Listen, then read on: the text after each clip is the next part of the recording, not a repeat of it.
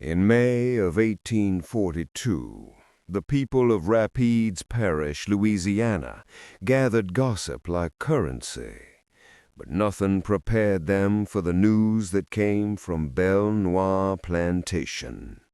Its mistress, Eleanor Vanier, a 47-year-old widow known for her cold charity and lavish Sunday dinners, had made an announcement so grotesque it silenced even the cruelest tongues in Alexandria society.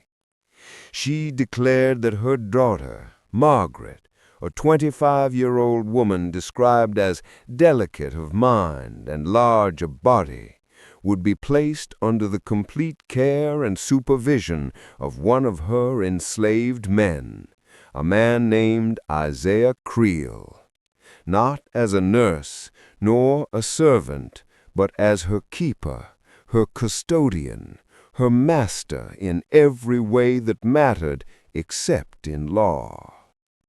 The white planters of the parish were scandalized, even those who beat their slaves without blinking, even those who treated the women in their kitchens as property for pleasure, found something revolting in Eleanor's decision. It blurred lines they depended upon. It hinted at shame that could spread. But none of them truly understood what Eleanor was doing, or what Isaiah Creel would do once the arrangement began. Margaret Vanier had always been a strange figure in plantation society. Heavy-set, pale, and perpetually ill from what doctors called female hysteria, she had lived most of her life confined to the family's decaying mansion, dosed daily with laudanum and mercury tonics that left her trembling and half mad. She had not been seen at church in nearly 2 years.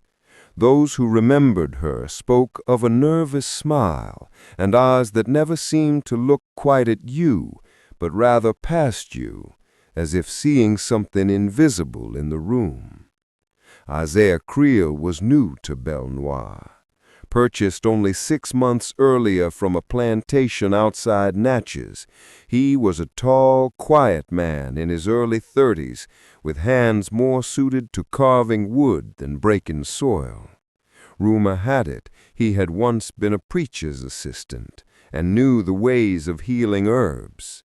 Rumor also said his wife and child had been sold away the same month Eleanor's husband had died mysteriously in his sleep. By the first week of June, Isaiah was moved into a small cabin near the main house. The widow gave orders that no one was to question him or interfere with his methods. And so, in the stifling heat of a Louisiana summer, a new and terrible experiment began at Belle Noire, one that would end with the river running red and a legacy too sinister to forget. The morning Isaiah Creel arrived at Belle Noire plantation, the mist still hung low over the cane fields, turning the air to silver. He came on a wagon driven by a slave trader named Benton Shaw, a man whose laugh was as thick as the smell of whiskey that followed him. From the veranda, Eleanor Vanier watched their approach with a calm that unsettled even her servants. Dressed in mourning, though her husband had been dead for nearly a year, she stood rigid and unblinking, like a statue carved from sorrow and pride. When the wagon stopped, she descended the steps slowly, her boots sinking into the damp earth. "Isaiah Creel," she said, her voice even and cold, "you know why you're here."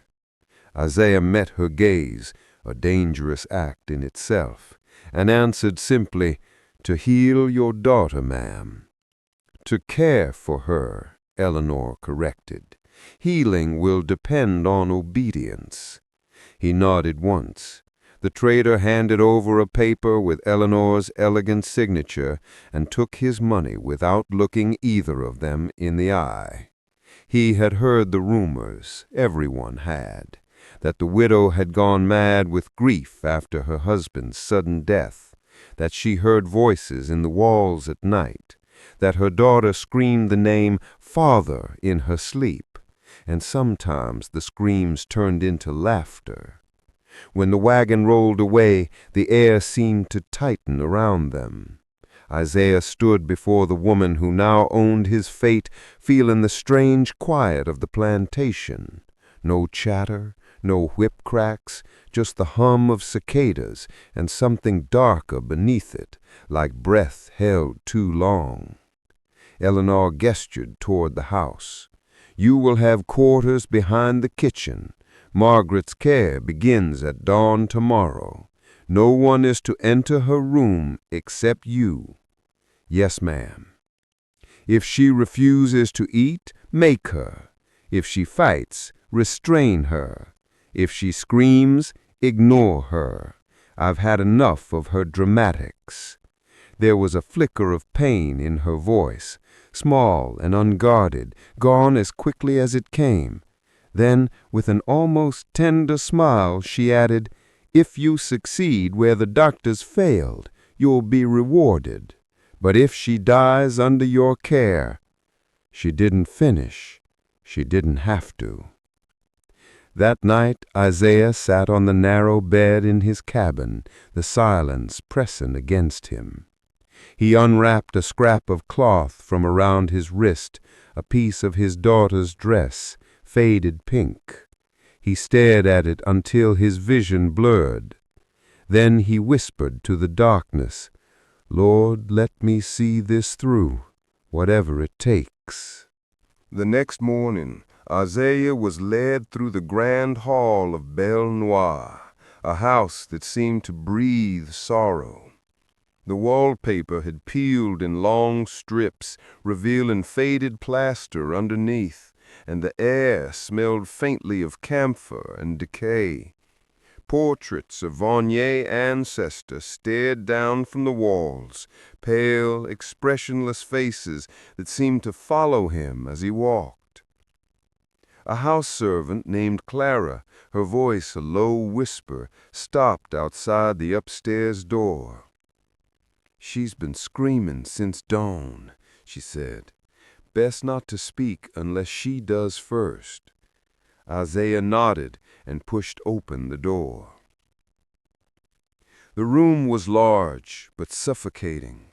Heavy curtains blocked out the light, and the air was thick with the bitter scent of mercury. A single candle burned on the dresser, throwing shadows that seemed to move on their own. Margaret Varnier sat by the window, though the shutters were closed tight. Her hair hung loose, greasy and uncombed. She was wrapped in a silk robe 2 sizes too small, its fabric strained across her swollen frame. Her skin was pale as wax, her eyes darting between focus and delirium. When she saw Isaiah, she froze. For several seconds, she just stared at him, as if trying to decide whether he was real. Then her lips curled into something halfway between a smile and a snarl. "Another doctor?" she asked, her voice cracked and hoarse. "Another savior?" "No, ma'am," Isaiah said quietly. "I was told you're unwell. I'm here to help." "Help," she echoed, her laugh dry and bitter. "They all say that. Then they dose me with poison and tell me to smile." She rose unsteadily, the chair scraping the floor. "Do you know what they've done to me, Mr. Creel? My mother says I'm sick in the mind, but the sickness is hers. She feeds me her lies and her tinctures until I forget what day it is. Sometimes I forget my own name." Isaiah did not move. His hands remained at his sides, calm and patient. "Then we'll start with remembering," he said. Margaret blinked, thrown off balance by his composure. "Remembering what?" "The truth and your own strength." For a moment, the air between them seemed to shift. She studied him more closely now. The steadiness in his eyes, the quiet authority that defied his chains. Then she whispered, almost to herself, "You're not like the others." Isaiah gave the faintest hint of a smile. "No, ma'am, I'm not." Outside, thunder rolled across the Louisiana sky, low and distant. Inside that darkened room, something old and dangerous began to stir. Not madness, but memory.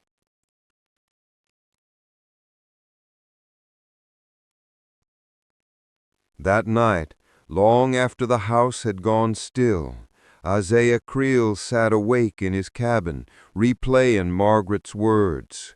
There was truth buried beneath her delirium, a truth that frightened her mother enough to call it madness. He'd seen it before on other plantations, men and women driven to fits after witnessing things they were never meant to see. A soft knock broke the silence. It was Clara, the house servant, her eyes darting toward the main house as if afraid to be seen. She carried a lantern low to the ground. "You shouldn't be in that room too long after dark," she whispered. "Belle Noire keeps ghosts." Isaiah frowned. "What do you mean?" Clara hesitated, then leaned closer. "Under the house, there's a cellar nobody talks about. Mistress Eleanor says it's where they used to keep sugar barrels, but folks who worked here before me said it's where Master Varnier held his gatherings. Men from town, sometimes at midnight. They brought in slaves from other plantations. Some never left." Her voice trembled. "After he died, the screaming stopped, but the smell never did." Isaiah's jaw tightened. "And the daughter?" Clara nodded quickly. "She saw something down there when she was a girl. Came out shaking, bleeding from her hands like she'd clawed at stone. After that, the mistress kept her locked away. Said it was fever. Said the child imagined things." "Did she?" Clara stared at him, the whites of her eyes bright in the lantern light. "Wouldn't you scream if you saw your father feed the devil?" Before Isaiah could speak again, a sound drifted through the night, a moan, low and drawn out, coming from the direction of the main house. It was not the sound of pain, but of something older, heavier, like the earth itself exhaling. Clara flinched and backed away. "I shouldn't have told you. Nothing good comes from knowing."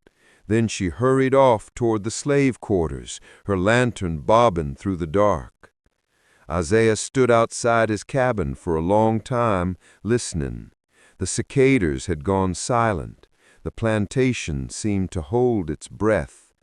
He looked toward the mansion, its windows faintly glowing with candlelight.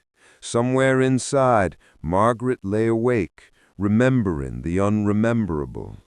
And somewhere beneath her, under floorboards and years of rot, something was buried.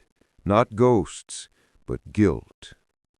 Isaiah had come to heal a broken woman, but as the humid wind brushed through the cypress trees, he realized Belle Noire itself was the patient, and its sickness ran deep into the soil. 3 days after Isaiah began tending to Margaret, Eleanor Varnier summoned him to her study. The room smelled of dust and sandalwood, every surface lined with books on theology, medicine, and plantation ledgers. She sat behind a mahogany desk, pen poised over parchment, though she was not writing. "Sit," she said. Her tone left no space for refusal. Isaiah remained standing. "I prefer to stand, ma'am." Her eyes narrowed, pale gray and sharp. "You've made quite an impression on my daughter. She eats when you tell her, sleeps when you say so. I would almost call that obedience if I didn't know Margaret better." Isaiah said nothing. Eleanor leaned back, folding her hands in her lap. "I've lost patience with false cures. The doctors filled her with mercury until her gums bled. The priests prayed over her until she fainted. You," she gestured toward him, her gaze heavy with disdain, "you were recommended as someone who understands alternative healing. But make no mistake, Mr. Creel, I did not buy you for compassion. I bought results." Isaiah's voice was calm. "Healing takes time, ma'am. The body remembers what the mind forgets." Eleanor tilted her head slightly. "You sound like a preacher." "I was raised by one." "Then you'll understand this. Faith is worthless without obedience." She rose and walked toward the window, her black dress whispering against the floorboards. "Do you believe my daughter's madness is illness or rebellion?" Isaiah studied her for a long moment before replying. "Sometimes, ma'am, madness is the only way truth survives." The widow turned sharply. "Careful with your words, Isaiah. This house has burned better men than you." She moved closer until she was nearly within arm's reach.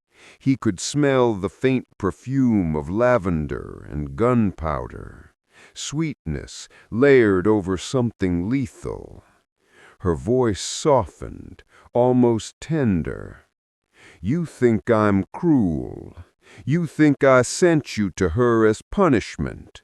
But Margaret's sickness isn't of the body or the mind. It's of the soul. Something she saw as a child took root inside her. Something that would destroy us all if it ever came to light." Her eyes locked on his. "You will keep her quiet. You understand me." Isaiah met her gaze without flinching. "I'll keep her alive." Eleanor smiled, slow, humorless, and full of warning. "Alive, yes, but never remembering. That's the condition, Mr. Creel. Her silence keeps this house standing." When he left the study, Isaiah's hands trembled slightly, not from fear, but fury. He now understood. The widow didn't want healing. She wanted erasure. The first thing Isaiah did was throw open the curtains. The second was to pour every glass vial he found on Margaret's dresser down the wash basin. The room filled with the sharp metallic reek of mercury and opium, and Margaret screamed when she saw it. "You can't," she cried, lunging from her chair. "Mother says I'll die without it." "You're dying because of it," Isaiah said quietly, holding her back by the shoulders. "It's poison, not medicine. You want to be well, you have to let it leave you." She trembled, eyes wild with fear. "You don't understand. When I stop, I see things. Faces, lights, blood." "That's not madness," Isaiah interrupted gently. "That's memory, and it's time you faced it." For days, Belle Noire was filled with the sounds of her withdrawal, The servants whispered that the mistress's daughter was being exorcised, that the new slave was working witchcraft. Margaret screamed through the nights, her body drenched in sweat, her fingernails clawing at the bedposts. She vomited until she was too weak to move. Through it all, Isaiah never left her side. He sat with her through the fevers, cooling her face with wet cloths. When she thrashed, he sang low hymns learned in the quarters of Natchez, songs meant to keep the dying tethered to the world.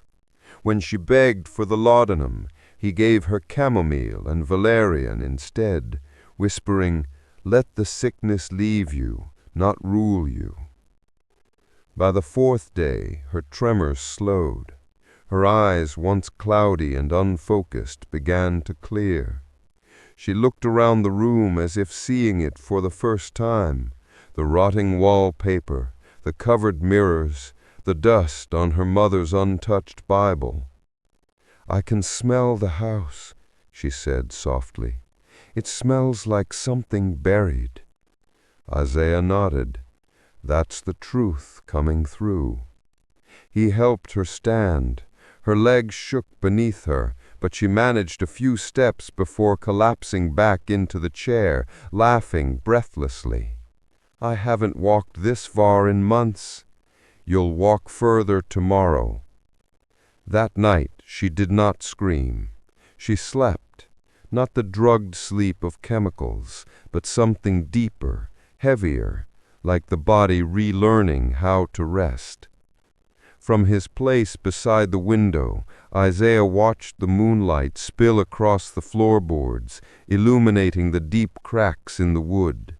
For a moment, he thought he saw something glisten between them, something red and sticky, long dried.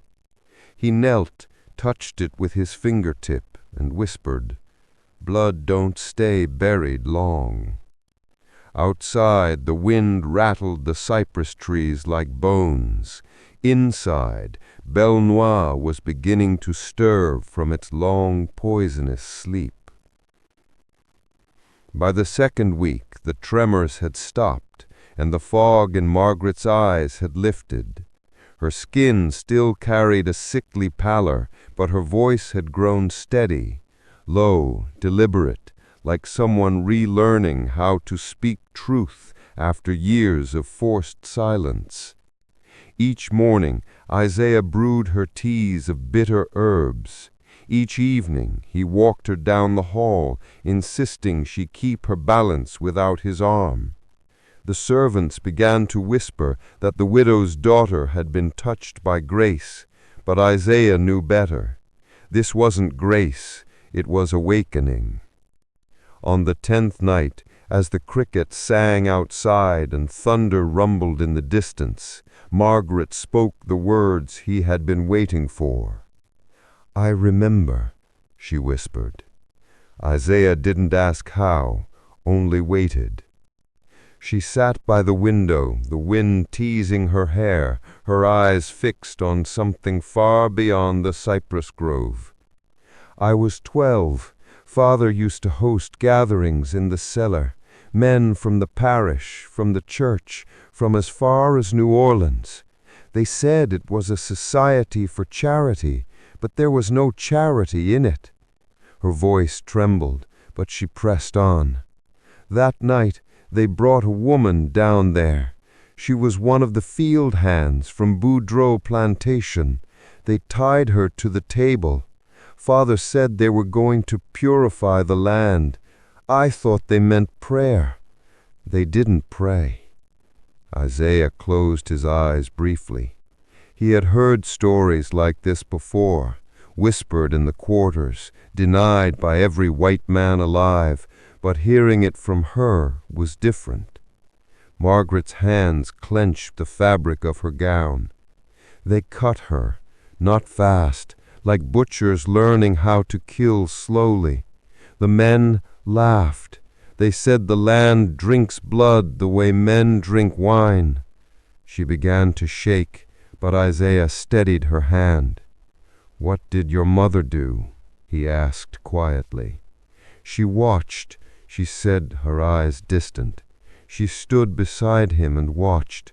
When it was over, she took my hand and told me I must never speak of it, said it was the price of belonging. When I wouldn't stop crying, she locked me in my room and called it fever. The next week, she started giving me the medicines. Silence fell heavy between them. The candle flickered, casting her face in trembling light. She said it was God's will, she whispered. But if that was God, then he lives under this house. He leaned forward, his voice almost a prayer. Then maybe it's time someone dug him out. For the first time, Margaret met his eyes without fear. In her gaze burned something that looked a lot like purpose and vengeance. Word traveled through the slave quarters not by carriage or invitation, but by a dozen small, fierce couriers. A spoon passed under a door, a whisper at the well, a scrap of cloth tied to a fence post.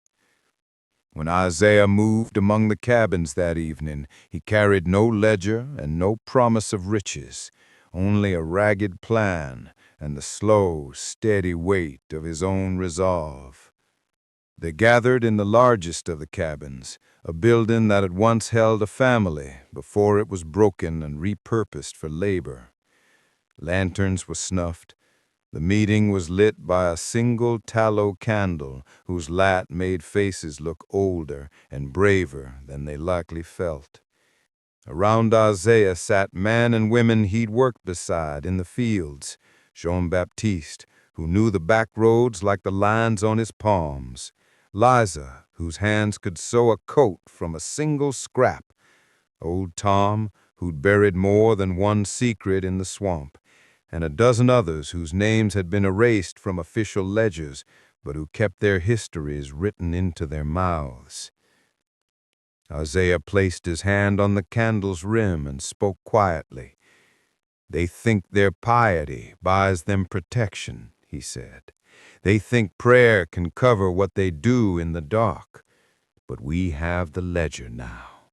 And that ledger shows names, names tied to faces, dates tied to crimes. It shows what they fed the land and who died for their harvest." Margaret sat at his elbow, thinner now, but steady, her fingers stained with ink from when she copied the pages in the cellar. She did not speak much, but when she did, her voice carried like a small bell.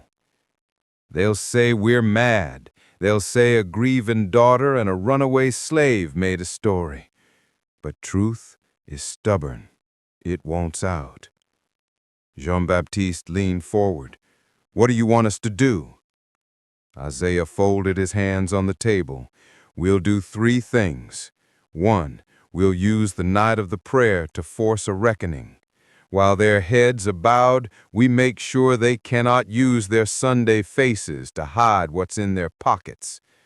2, we'll get witnesses where witnesses are needed, servants, stable hands, whoever will speak when the smoke clears. 3, if the ledger can be retrieved, we take copies. If it cannot, we make sure their hands cannot bury everyone who knows." Liza's eyes flashed. "And if they kill us?" "We die knowing we tried, and if they live, they'll remember why they feared us." Old Tom spat on the dirt. "They sold my boy to pay a debt. If it comes down to fire or silence, I'll take fire." A thin cheer rose, low and wary. Plans were made with the economy of what little they had.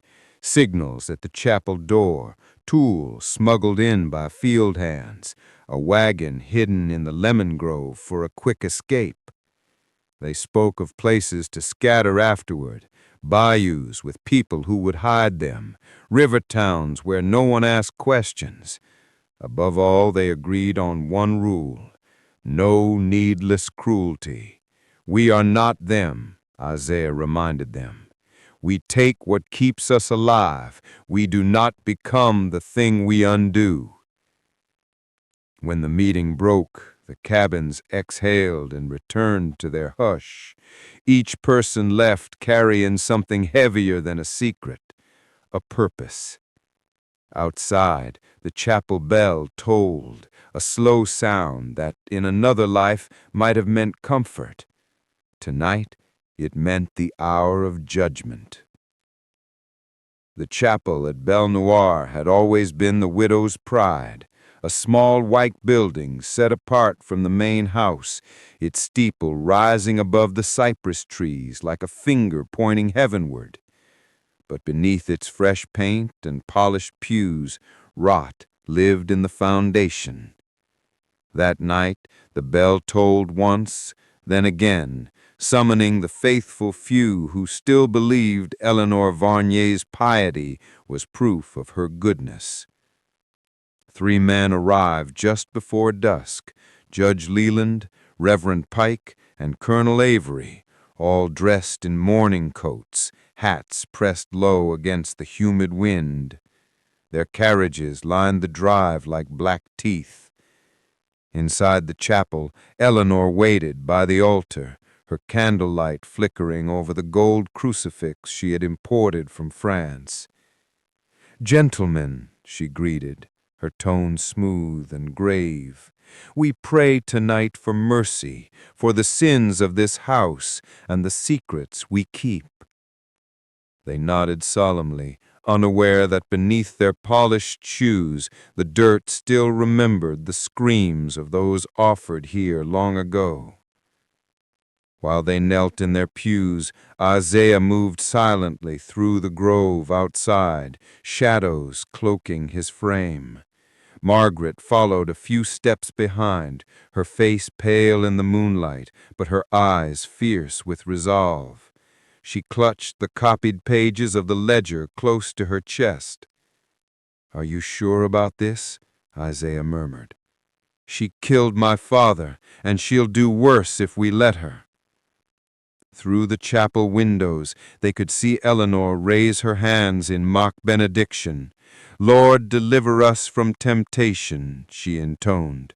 "Deliver us from the vengeance of the forgotten." Isaiah almost smiled at the irony. He reached into his coat and pulled out the small tin of lamp oil Jean Baptiste had prepared. The plan was simple: smoke, panic, confusion. Enough to scatter the congregation and expose their secrets before anyone could silence them again. But as they stepped closer, the sound of another voice stopped them cold. It was Clara, the servant girl, standing near the doorway, her hands trembling around a bundle of rags. She darted her eyes between them and the chapel. "Don't," she whispered. "They're waiting for you." Margaret frowned. "What do you mean?" Clara's voice cracked. "She knows. The widow knows you found the cellar. She's been waiting since sundown." From inside came the scrape of a chair, then the slow turning of the chapel door. Eleanor stepped into the threshold, a pistol glinting in her hand, her smile sharp as glass. "Faith without obedience always leads to ruin," she said softly. Isaiah's pulse thudded. Around the chapel he saw movement, shadows emerging from behind the trees. The parishmen had brought their guards. The widow hadn't come to pray. She had come to cleanse. Margaret's fingers tightened around the ledger pages. The night held its breath. The first shot shattered the silence. The gunshot echoed through the grove like thunder. Birds scattered from the cypress trees, and the night split open with screams. Isaiah dived behind a stone pillar, the bullet splintering the wood above his head. Margaret fell hard against the chapel steps, clutching the ledger pages to her chest. "Get her!" Eleanor's voice rang out, cold and commanding. "The papers! Don't let her take them!" The guard surged forward, hired men, rough and faceless in the dark. But Isaiah moved faster. He slammed one into the ground, wrenching the pistol from his grip. The man fired wild into the air before Isaiah struck him across the temple with the butt of the gun. "Margaret, run!" Isaiah shouted. She hesitated only a second before gathering her skirts and bolting toward the grove, the pages fluttering like dying birds behind her. Inside the chapel, chaos reigned. Reverend Pike had fallen to his knees, muttering frantic prayers. Judge Leland drew his own revolver, shouting something about God's law even as he fumbled to load it. Eleanor stood by the altar, her pistol steady, her face lit by the trembling light of the candles. "You think you can steal from me?" she hissed. "That ledger belongs to Belle Noire." Isaiah stepped forward through the pews, gun in hand. "That ledger belongs to the dead," he said. The look that crossed her face was something between rage and revelation, the moment when a woman realizes her kingdom is crumbling. She raised the pistol again. Isaiah fired first. The shot struck the candelabra above the altar, sending it crashing down. Flames scattered across the floor, licking up the velvet drapes and the polished pews. In seconds, the chapel became a furnace. The guards fled. The preacher screamed. The judge staggered toward the door, his coat catching fire as he stumbled into the night. But Eleanor stood still, framed in the rising blaze, her pale eyes reflecting the inferno. They reached Baton Rouge 2 days later, half-starved and nearly delirious from the heat. The city loomed above the Mississippi like a wound that refused to close, part glory, part decay. Steamers moored along the docks belched smoke into the air, while the market buzzed with the business of trade, sugar, tobacco, cotton, and flesh. Every brick seemed to echo the wealth of men whose names were now inked in the ledger Margaret carried in her lap. It kept to the narrow streets, avoiding the main thoroughfares where patrols moved in pairs. The wagon had been abandoned miles back. Now they traveled on foot, with Isaiah's hat pulled low and Margaret's shawl drawn tight. The satchel swung against his chest with each step, heavier than any chain he'd ever worn. By nightfall, they stood before a narrow building at the edge of the French Quarter. A weathered sign hanging above the door read, "J. Harcourt and Sons, Printing and Press." Isaiah knocked once, then twice. No answer. He was about to turn away when a voice came from within, gruff but cautious. "Who calls at this hour?" Isaiah stepped closer. "Name's Creel. I was told you print for truth, even when it costs." A bolt slid back.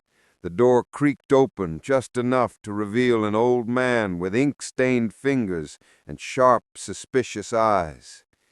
"You've been misinformed, friend. I print for whoever pays." Margaret stepped forward, pulling a page from the satchel. The candlelight caught the faded ink, and Harcourt's face changed instantly. He glanced over his shoulder, then ushered them inside, locking the door behind them. The room smelled of hot metal and old paper. Sheets of freshly printed pamphlets lay scattered across the floor, most bearing headlines about politics, war, and scandal. Harcourt moved to a desk cluttered with type blocks. "You've brought me something dangerous," he said, scanning the names and seals on the page. "These are men who dine with governors." "They also murdered for their land," Isaiah said, "and they wrote it down to prove their righteousness." Harcourt ran his thumb along the margin of the page. "You want me to print this?" Margaret's voice was steady now. "Not just print it, spread it, everywhere. Churches, docks, parlors, every place their voices are heard. The printer's eyes flicked toward her, then to Isaiah.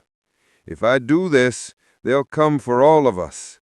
Isaiah nodded. They already have.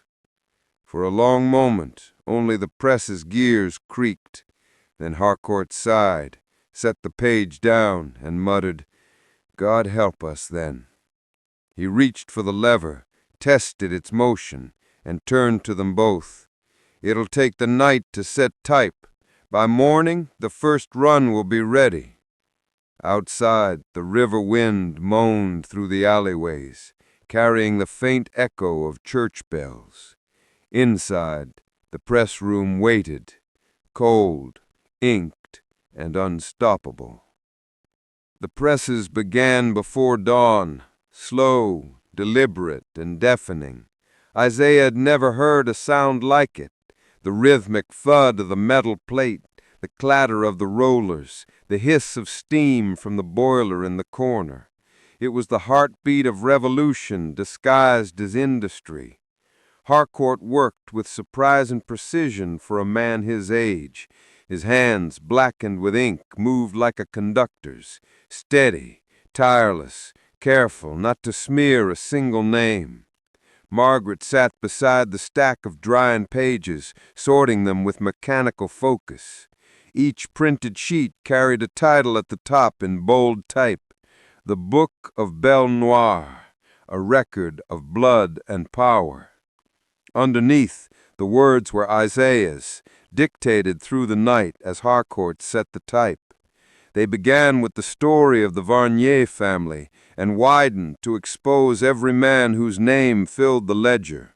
Judges, priests, merchants, names whispered in reverence at church, now printed in black and final truth. When the first stack was finished, Harcourt lifted one, squinting at it in the morning light.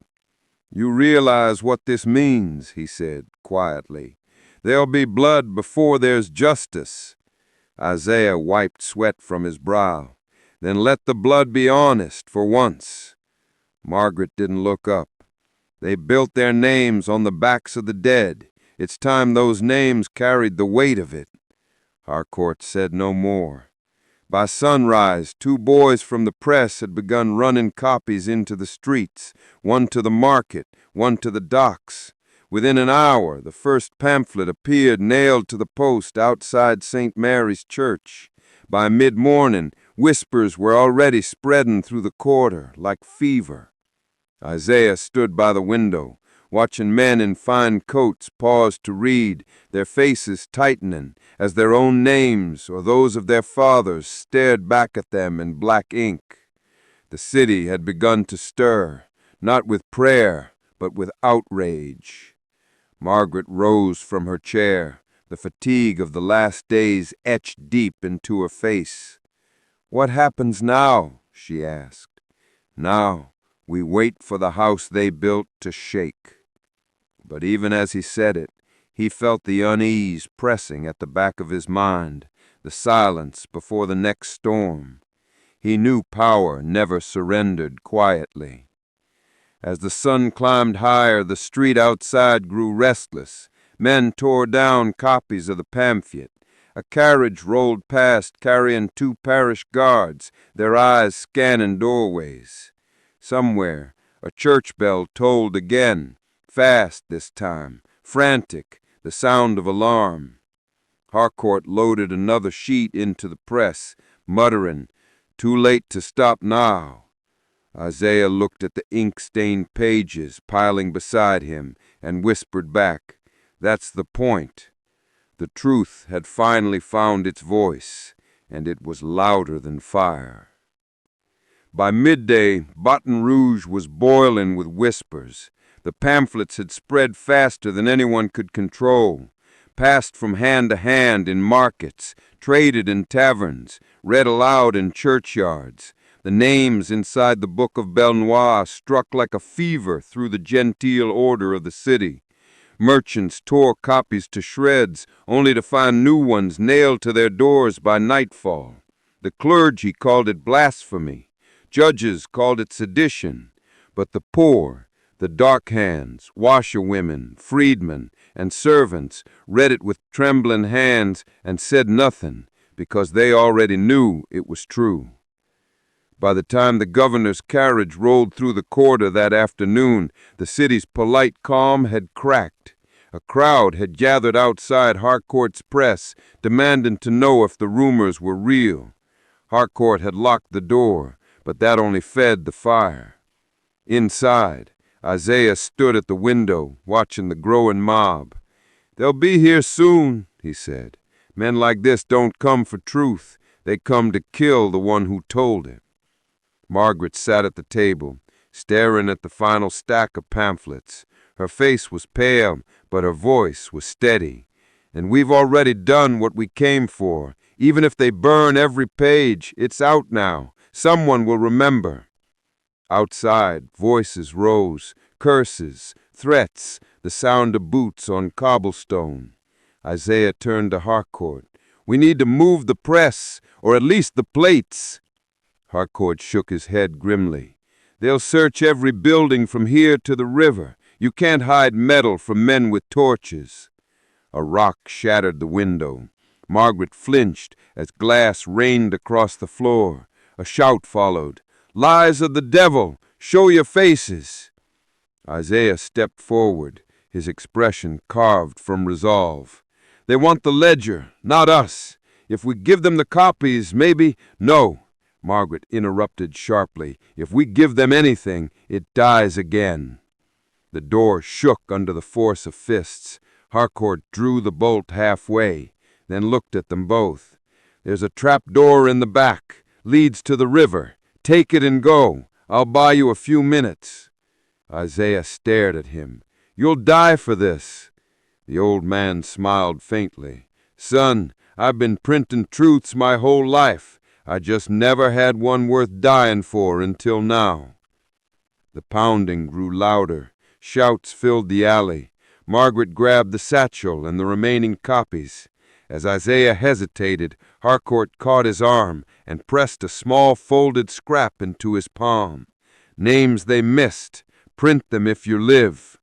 Isaiah nodded once, eyes burning.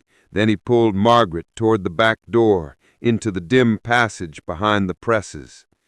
When they looked back one last time, Harcourt was already turned to face the front, sleeves rolled up, ink still fresh on his hands, ready to meet the men who missed